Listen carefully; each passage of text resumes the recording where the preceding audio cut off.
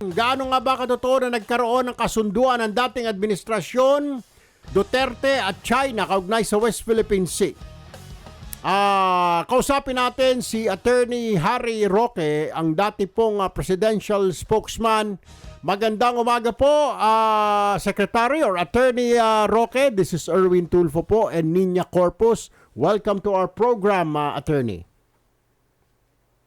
Magandang umaga, Kong, at magandang umaga, Nina. Magandang umaga, Pilipinas. Yes, sir. Sir, medyo nung nabanggit niyo yan last week, mukhang naging controversial ito na I'm sure hindi ko kayo tinigilan ng banat kaliwat kanan. Pero ano ho ba talaga ito? Is there such a thing? Kasi may mga natanong na na-interview sa radio para hindi daw nila alam. So, what is really the real score? Was there a gentleman's agreement? Kailan po itong agreement na ito? Nung pumunta ba si Pangulo sa China? Sir, can you explain, Attorney?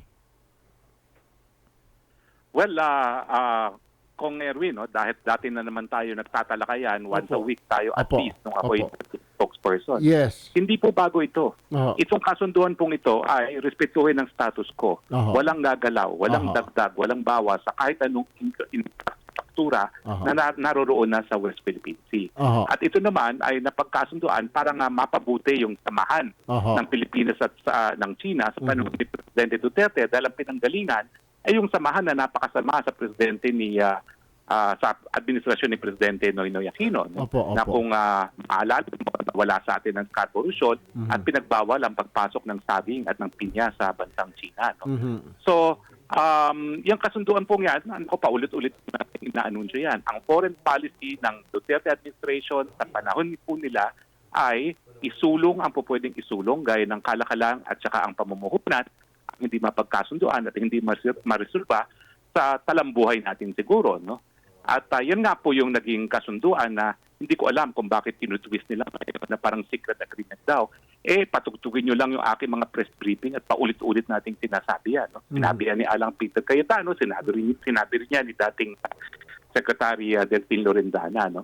Yan po talaga ang polisiya ng Duterte administration na dahilan kung bakit kahit papano naging mapayapa ang samahan natin at nagbunga ng napakaraming kapital at sa pangangalakal sa panig ng dalawang bansa. Was this done, Attorney, face-to-face or wala lang, parang mutual understanding lang, sige, or meron talagang verbal na nung pumunta ang Pangulo sa China, Attorney? Ang malinaw po, hindi isinulat ito. So ito ay hindi isang tratado dahil ang tratado ay dapat nakasulat. At tama naman po ang Presidente Marcos na hindi niya kung ayaw niyang ipagpatuloy yung mapayapang samahan. At yan nga pong nangyayari ngayon. Siya naman po ang arkitekto ng foreign policy. Decision po niya yan kung gusto niya magpatuloy yung relative peace o kung gusto niya talagang magulong samahan. No? Pero nung panahon po ni Duterte, bagamat nagkaroon ng isang water cannon incident, pinatawag ni Presidente Duterte si Ambassador noon na galit na galit si Presidente at sinabi na siguraduhin nilang walang mamamatay na isang sundalo malang Pilipino dahil pag pinatay na isa dyan, ipinausapin yan. Doon lumabas na ang tingin ng China paglabag sa status quo yung pagde-deliver ng construction supply sa Sierra Madre. Hindi po dito sa Sierra Madre, hindi ko alam kung ano nangyari dyan. No? Pero sa akin naman, sentido common. Bulok na yung Sierra Madre. Kung hindi tayo magde-deliver ng construction materials, matagal nang lumubog yan. Sa loob ng 6 na taon, siguro lumubog na yan kung wala construction material. Ibig sabihin, nung panahon ni Duterte, nung nalaman natin na yan ang bakit na-water cannon tayo ng mga China, siguro, nagpatuloy pero hindi naman pinangangalandakan. Dinidiskartihan dahilan na hindi ang Sierra Madre, no? Ang kakaiba ngayon parang pinangangalandakan pa yung ayaw na makita ng China. At kaya nga ang maging sumatotal nito baka mawala tayo doon sa Sierra Madre, kapareho nung nangyari ng panahon ni Presidente Aquino na nawala tayo ng presensya sa Scarborough Shoal, no? Now, babalikan natin ang kasaysayan. In fairness to the Aquino administration, nakuha ko na sa internet yung mga deklarasyon ni dating Secretary Gasmin na ganyan din ang naging polisiya ng administration pagdating sa ayungin. Kesa mawala tayo sa Sierra Madre, lilimitahan natin ang pagde-deliver ng pagkain at tubig doon sa ating kasundaluhan. Kung hindi, baka pati tubig at pagkain ay hindi na payagan na ma-deliver sa ating kasundaluhan. At siyempre, wala tayong maging opsyon kundi alisin ang ating mga sundalo ron dahilan para mawala ang presensya natin sa Ayungin. Pero di po ba, attorney, correct me if I'm wrong, ang status quo when we say we keep on sending food and water supplies sa mga tropa po natin, di po ba, maski nung panahon po ni dating Pangulong Duterte, ganun na po yung ginagawa natin, sir? Ang sinasabi naman ng China, hindi sila tututol kung pagkain at tubig ang pinadadala. Aha. Pero ang rinireklamo nila ngayon, at in fairness, yung nagkaroon ng water cannon incident, ay nagdadala raw tayo ng construction material. Hindi ko alam kung anong katotohanan kasi hindi naman kinukumpirma, hindi dinideny ng ating militar at meron namang dahilan sila para mag-confirm or deny. No? Pero alam na natin ang magiging reaksyon ng China kapag tayo nagdala ng construction materials. Kung talagang dapat magdala, diskarte natin. Huwag nating gawin na parang winawagayway pa natin yung mga dinadala natin doon. No? Dahil sa katunayan, no, sa estado ng Sierra Madre, kung hindi magdadala ng repair materials yan, matagal na lumpok yan. So dapat sa tingin niyo po, attorney, ay talagang tuloy-tuloy lang yung ating pagdala ng mga supply na ito pero gawin natin in a quiet way. Kumbaga, wag tayong mag-ingay, ganon? Well, wag tayong wag natin obvious po yan. ipa-cover, ganyan? Obvious po yan, no? Opo. Obvious po yan, no? Dahil Pero ang pagka mas ikaw ay importante, binomba naman huwag po. mawala tayo. Oo. Pero pag inatake Well, alam mo, naman walang po may tayo. gusto nung pagbobomba, no? Opo. Oo. Walang may gusto niyan. Pero nung nangyari nga yan sa administrasyon ni Pangulong Duterte at binalaan niya na dapat walang mamatay na sundalo dyan, pansinin niyo, minsan nangyari yan, hindi na naulit. Ang sinasabi ko lang, may mga pamamaraan na pwedeng gawin para mapatuloy kung anong dapat nating gawin. Pero hindi sa pamamaraan na talagang alam natin na kung paano magawin. Na parang yan po ngayon ang mga pangyayari. No? Na alam natin na kung anong gagawin nila pag nagpasok ng construction material. Although hindi nila inaamin, hindi nila nakaila, patuloy pa rin ang nangyayari. No? Kaya tuloy, kawawang-kawawa naman ang ating mga kababayan na patuloy ng water cannon. All right. Attorney Harry Roque, former presidential spokesperson. Maraming salamat po, Attorney, for joining us this morning. Huwag po kayo manawa. Magandang umaga po sa inyo, sir. Salamat po at magandang araw po. Nasa linya ng aming telepono ngayon, partner, si Colonel Francel Padilla, tagapagsalita ng Armed Forces of the Philippines. Magandang umaga po, Colonel Padilla. This is Erwin Tulfo and my partner na si Nina Corpus, Colonel. Good morning po. Good morning, Sir Erwin. Good morning, Ma'am Nina. Ma'am Nina. Maganda umaga po sa inyo. Alright. Good morning. Ma'am, alam na po natin, ma'am, yung nangyari po doon sa pambobomba ng tubig. Una po sa lahat, kumustahin ko lamang po, kumusta na po yung mga sundalo po natin? Nakalabas na po ba ng ospital? Are they back? Nag-duty na po ba? At anong klaseng injury po ang natamo nila pala, Colonel? Sir, no, ang naiulat po natin, meron po tayong 3 na na-injured last time. So, nabisita na rin po ito ng ground commanders natin, sir. They were given the ample medical assistance po that was really required. And okay na po sila, sir, no? They're on the route to recovery. So, hindi naman po natin pinapabayaan po yung condition po ng ating mga kasundaluhan. Alright. Ma'am, ito mga tanong ngayon.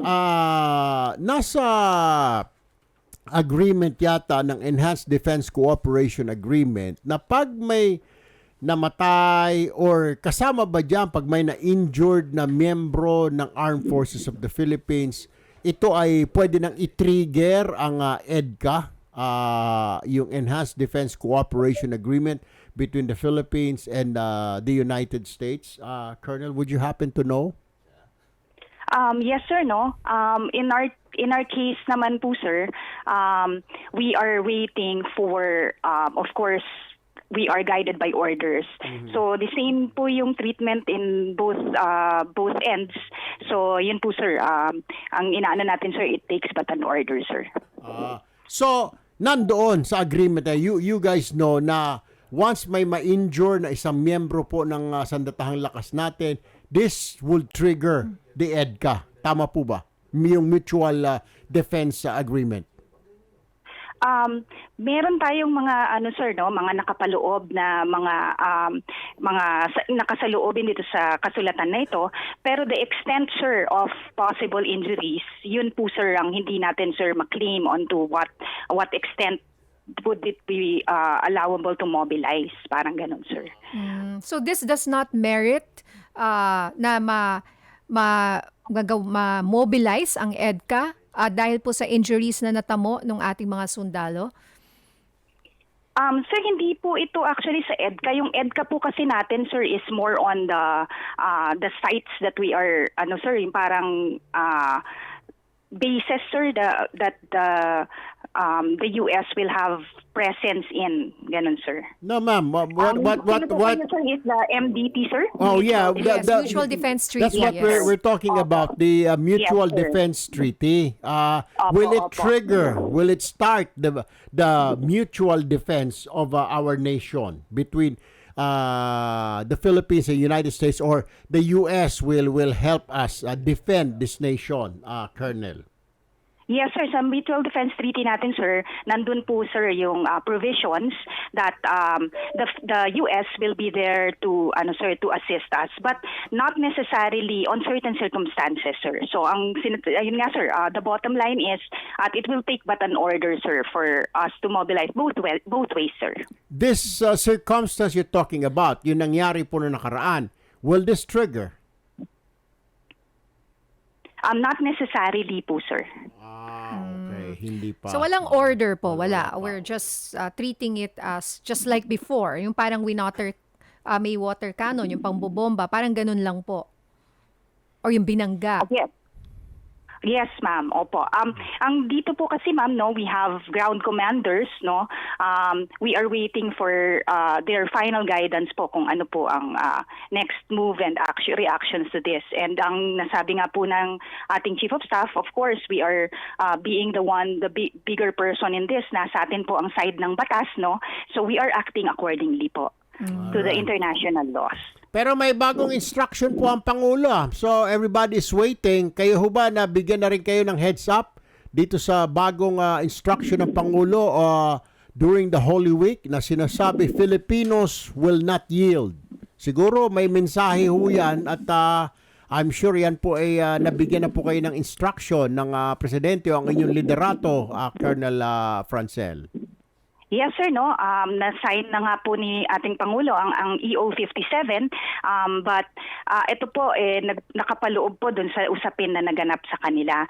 So we stand by the guidance of the President po that the Filipinos will not yield. Very good. All right. Maraming salamat, Colonel Francel Padilla, ang tagapagsalita ng AFP. Good morning po. Yes, sir. Sir, i-clarify ko lang, sir, no? Yung MDT natin, sir, will be triggered pag armed attack po. Okay. If armed Yes, attack, sir. ayun. That's Yes, what sir. we're waiting. Yung if there is I thought kasi may mga nagsasabi earlier, mga pronouncements last year na pag may nasaktan. So, kung hindi naman po armed attack, hindi pa pala. Okay. So, parang Ganun pa rin. paano ma'am? Ito ma'am, ito for the sake of discussion. Paano kung binangga yung barko, nauntog yung ulo ng Navy natin, nabasag yung bungo at namatay? How is that? It's not considered hindi po armed attack yun. Or binunggo, nalunod, lumubog ang barko, marami tayong Navy na hindi pala marunong lumangoy, nangamatay, 10. Paano ho yun, ma'am? How is that? Ayun nga, sir, we will be leaving that to the ground commanders, sir, no? Ayun. How would they really command the mission at hand? But Perfect. rest assured po na we do not yield in pursuing our mission, sir. Great. Tuloy-tuloy pa rin po nating ikakonduct itong mga RORE missions natin, come what may, sir. So we will always take care of our troops on the ground, and of course the AFP, sir, will always be there to secure the people and defend the state, sir. Very good, Colonel. Very well said, Colonel Francel Padilla, and we guys are proud of you. Maraming salamat po at magandang umaga. Mabuhay po ang Sandatahang Lakas. Maraming salamat, sir.